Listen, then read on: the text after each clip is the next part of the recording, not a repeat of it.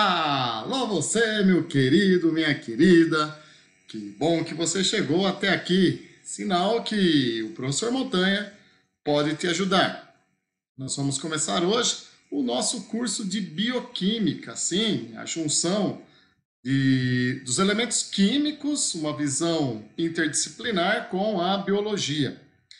E a gente entende que a química ela é dividida em química inorgânica e química orgânica. E uma maneira fácil de você poder entender dentro de uma visão biológica, né?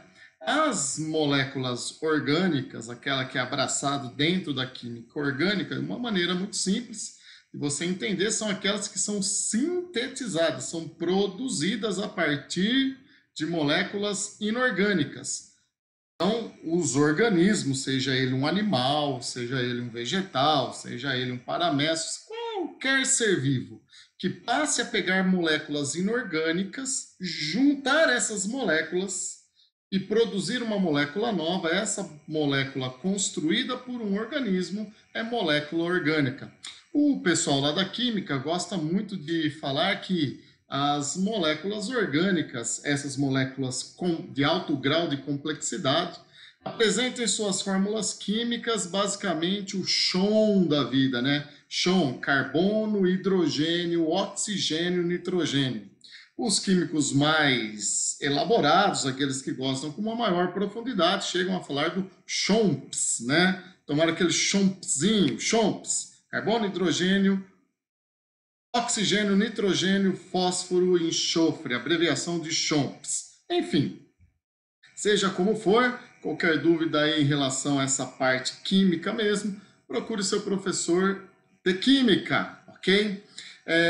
O nosso curso de bioquímica vai levar vocês a uma compreensão melhor dos fenômenos biológicos envolvendo essas moléculas, como água, sais minerais, carboidrato, lipídio, proteínas e ácidos nucleicos.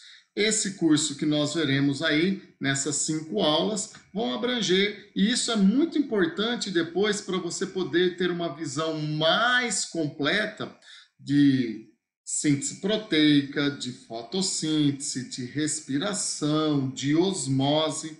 Então, cara, vem comigo, vamos agora mergulhar no nosso mundo da bioquímica. E para a gente começar a entender, muitas vezes você vai ouvir seu professor falar, olha, é uma ação metabólica, é um metabolismo. Então, primeira coisa, o que é metabolismo? É algo extremamente simples. Metabolismo, por definição, é o conjunto de reações químicas que ocorre no interior de uma célula. Então, toda vez que estiver tendo reação química ali dentro das células, você pode chamar isso de metabolismo. Existe o metabolismo energético, o metabolismo construtor, o metabolismo regulador, coisas que nós vamos abranger mais à frente.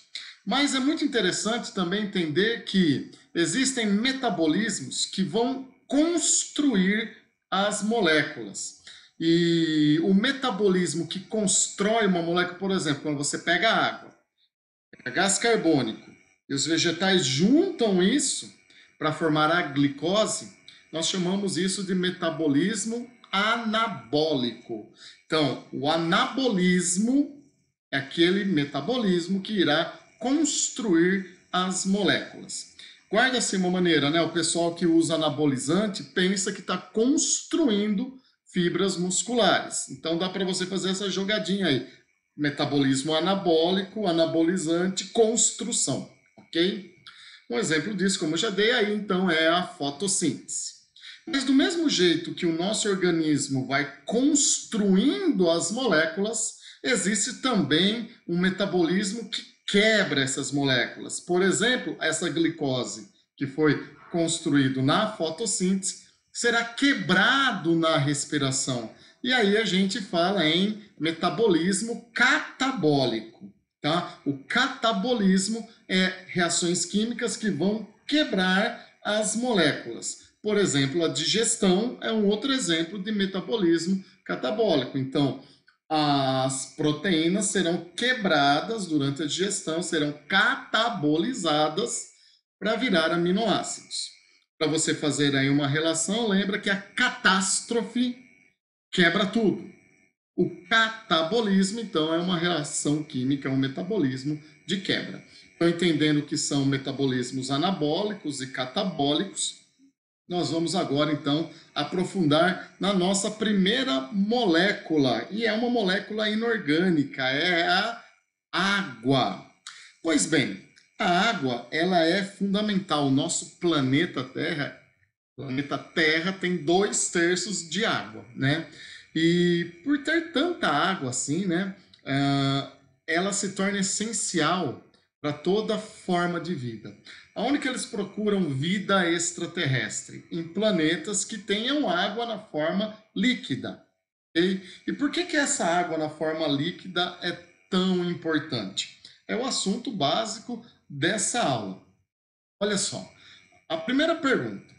A concentração de água é igual em todos os seres vivos?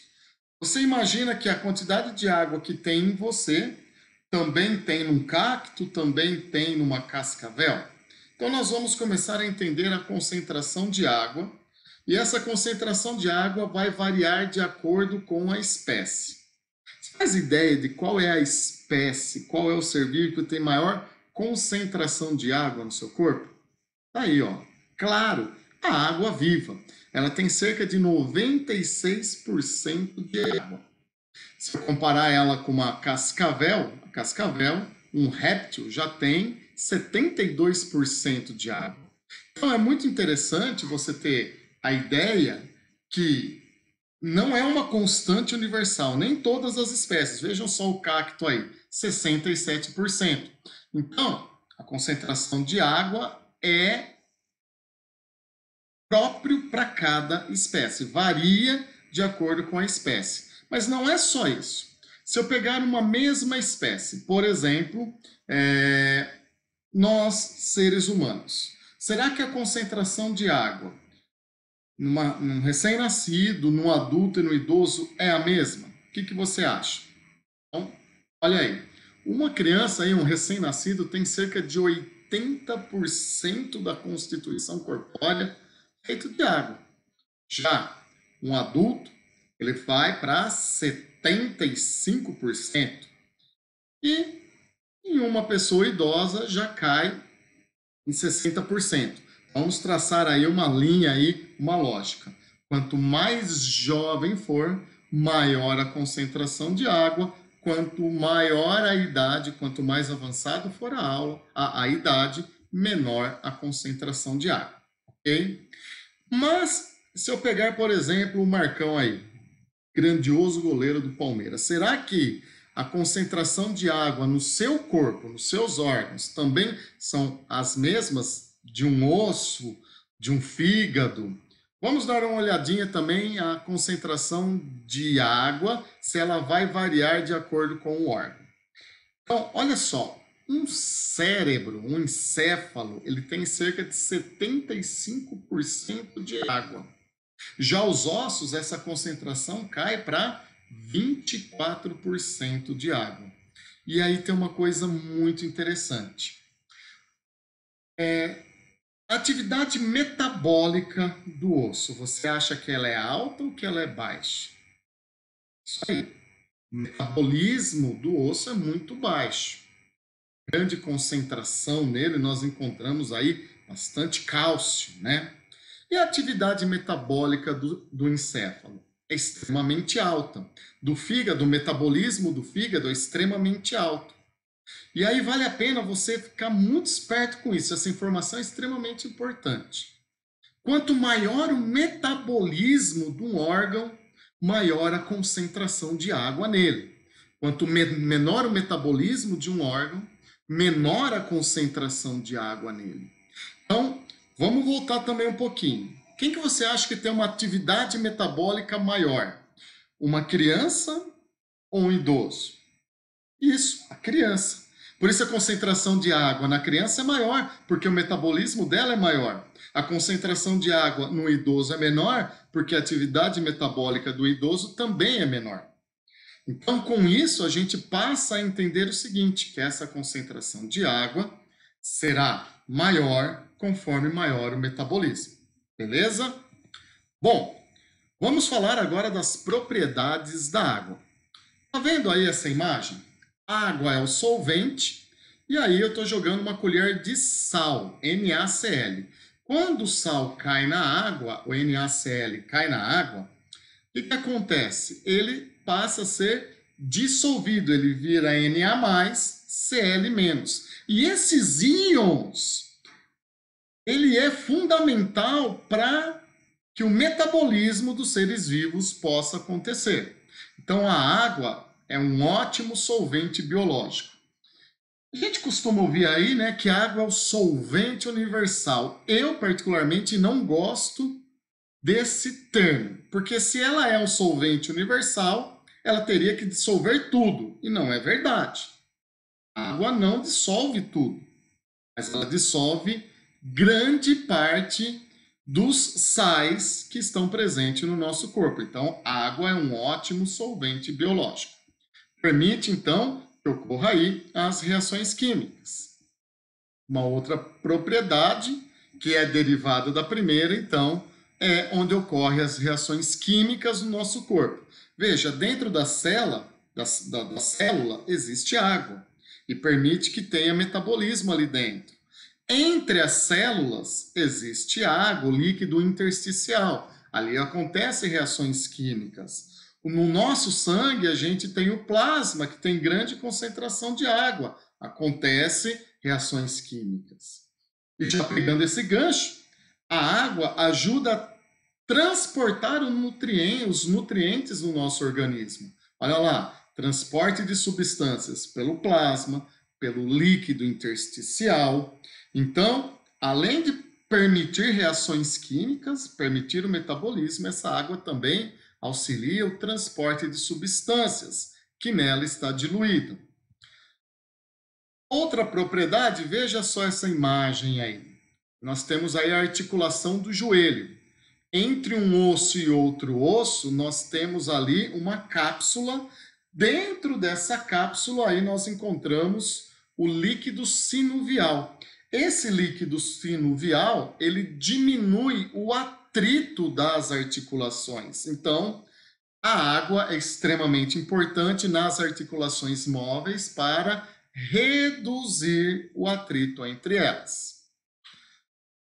Uma outra propriedade extremamente importante, veja só essa imagem, aí a gente tem uma panela que está sendo aquecida e a água está borbulhando. Cara, se você colocar a mão no alumínio, vai queimar a sua mão. Ah, mas professor, se eu colocar na água também vai queimar. Claro que vai. Mas o que eu queria que você prestasse muita atenção, que você se ligasse, é o seguinte. Se nós fôssemos aferir aí a temperatura, o metal tem uma temperatura bem mais elevada que a temperatura da água. Vamos imaginar que a água esteja aí a 100 graus Celsius. Com certeza, o alumínio estaria com uma temperatura em torno de 120, 125. Sabe por quê? Porque a água, ela ajuda na manutenção corporal, auxilia na manutenção da sua temperatura corporal. Como fazer uma ligação dessa imagem com a água? Então, pessoal, você começou lá a fazer um exercício, foi para a academia, e quando você começa a fazer exercício, você consome energia. E essa energia consumida, ela é derivada da quebra do ATP. Adenosina trifosfato é a energia que a sua musculatura, que os seus neurônios utilizam. Só que na quebra do ATP, o calor também é liberado. Por isso que a gente fala em calorias que você consumiu durante os exercícios. Então, seu corpo, dentro de uma atividade física, libera calor. Agora, imagina só, se o nosso corpo, em vez de água, fosse feito à base de líquido, o álcool ele consegue reter muito menos o calor. Isso está ligado muito com uma coisa que vocês estudaram ou irão estudar lá na física, chamado de calor específico. Não vai se assustar, mas o termo calor específico, a definição dele é a quantidade de energia necessária para elevar 1 grau Celsius, 1 grama de qualquer coisa. Então, para você ter uma ideia aí, vamos imaginar que o calor específico aí desse metal fosse de 0,25. Se eu colocasse aí uma caloria, ia subir a temperatura. O calor específico da água é 1.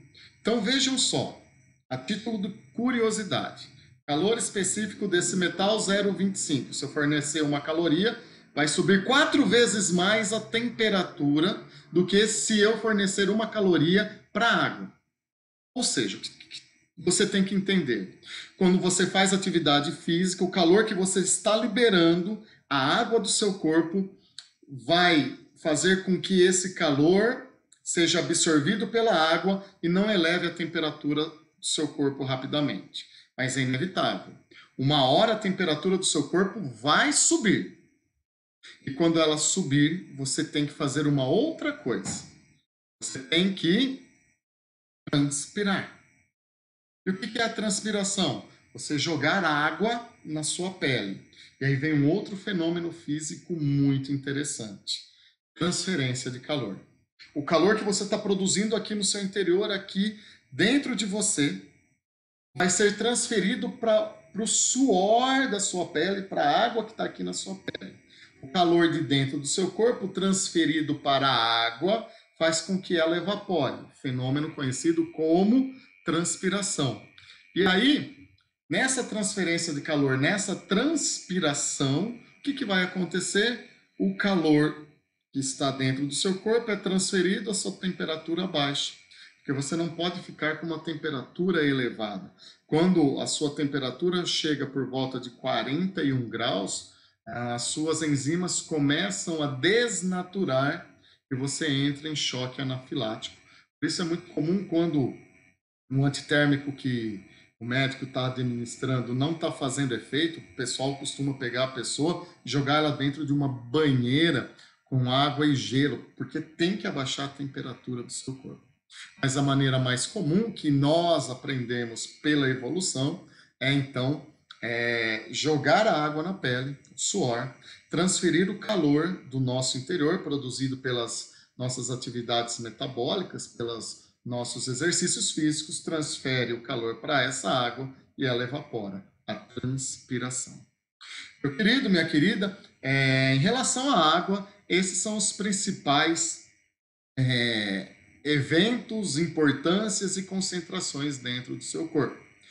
Acho que vale muito a pena você preencher aí o roteiro de aula que eu deixei disponível lá no site, está no linkzinho ali embaixo. Assista de novo essa aula, vai preenchendo o roteiro, que com isso você já tem os aspectos mais importantes a respeito da água. Se você gostou, deixe seu like, porque para mim é muito importante para poder fazer você sorrir. Você tem que me fazer sorrir e levar essas aulas para mais pessoas, ok? Forte abraço, um beijo, espero poder ter te ajudado. Até a aula 2. Tchau, fui, obrigado!